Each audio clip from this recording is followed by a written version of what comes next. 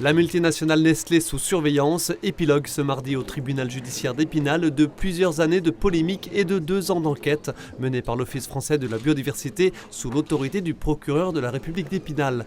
Nestlé Waters comparaissait pour 2 affaires, la première portant sur des forages illégaux autour de ses usines d'embouteillage de Vittel et de Contrexéville, la seconde sur des pratiques interdites de purification de ces eaux minérales naturelles dont la vente était dès lors frauduleuse sous cette appellation. Des faits établis sur plusieurs période au cours des 30 dernières années. Mais cette audience n'en était pas vraiment une. Il s'agissait pour le président du tribunal de valider une convention judiciaire d'intérêt public, une CJIP, un document contractuel établi entre Nestlé et le procureur de la République. On avale la pilule qui est celle d'avoir quelque chose de très rapide et on a bien l'impression qu'on n'a pas fait le tour de la question.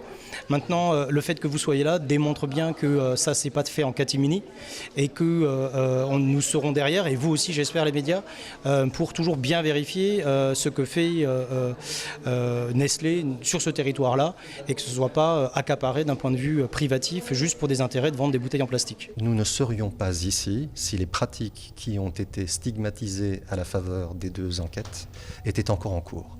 La condition préalable pour qu'une CJIP soit mise en œuvre, c'est que les comportements qui sont critiqués, qui sont débattus, nous ne reconnaissons en réalité ici pas une culpabilité.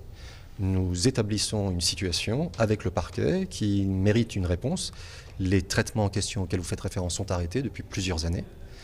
Tout est régularisé et donc la voie a été ouverte pour un traitement accéléré, apaisé de cette situation. Le contenu de cette convention judiciaire d'intérêt public, une amende de 2 millions d'euros, une promesse de travaux de renaturation et de préservation des ressources à hauteur d'1 million d'euros et près de 500 000 euros d'indemnisation à plusieurs associations de protection de l'environnement et des consommateurs. Ça reste complètement dérisoire, bien sûr, par rapport au chiffre d'affaires de Nestlé sur le secteur de Vittel Contrexéville. Il me semble pour nous que c'était la seule alternative, compte tenu du système judiciaire dans l'état où il se trouve, qui dysfonctionne. Et ce sont effectivement, je comprends, des solutions pour régler vite des affaires. Voilà, mais on reste sur notre faim. Et je continue à dire que si la procédure est légale, elle n'en est pas moins immorale. Lorsque l'on regarde les règles qui sont applicables à ce type de procédure, ça a tendance quand même à bloquer pas mal la situation pour tout autre plaignant ensuite. Vous avez une voie qui est beaucoup plus compliquée et c'est la raison pour laquelle, même si on n'avait pas forcément envie d'être là aujourd'hui, il valait mieux en être, parce qu'à ne pas être là, ça laissait les coups des franches, notamment à Nestlé. L'occasion offerte donc à Nestlé Waters d'éviter un procès fleuve qui se serait étalé sur plusieurs années, en contrepartie son accord pour une collaboration étroite avec l'Office français de la biodiversité afin d'obtenir à l'avenir une meilleure gestion des ressources.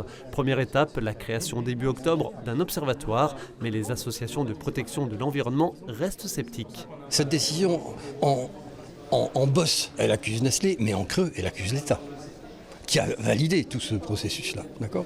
Donc, on garde espoir et on pense que l'État peut se ressaisir. Il faut effectivement mettre rapidement cet observatoire de l'eau en place et puis surtout faire des modélisations qui permettent de voir fonctionner les relations nappe-rivière de façon à ce qu'on ne continue pas à prélever trop ce que nous pensons, et notamment en période de changement climatique comme c'est le cas aujourd'hui. Cette convention judiciaire d'intérêt public environnemental entre Nestlé et la justice était seulement la 14e signée en France depuis son entrée en application il y a 2 ans, mais avec près de 3,5 millions d'amendes et d'indemnisations, c'est la plus conséquente.